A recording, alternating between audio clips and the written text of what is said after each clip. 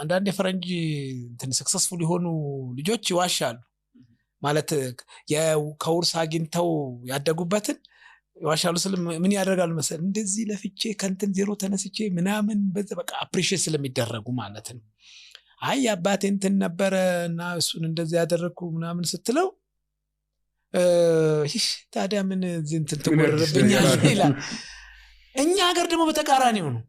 አፕሪሺየት ያደርጋል። በቃ ሰውም የሚያይክ የኃይሌ ልጆች ናቸው ዋው ታድለው እንደዚህ ያላቸው ኖ እሱ የነሱ አይደለም። ለፍተው ጥረው ግረው አፕሪሺየት አድርገው እንዲያገኙበት ፈቅዳለሁ እንጂ ይሄ ተገነባ የኃይሌ ንብረት አይደለም። ሲገነባም የብዙ ሰዎች እንትን ነው ልፋት ያለበት ይገለገሉበታል እስከሰሩ እነሱም እስከለፉ በቃ ይሄንን ነው እኛ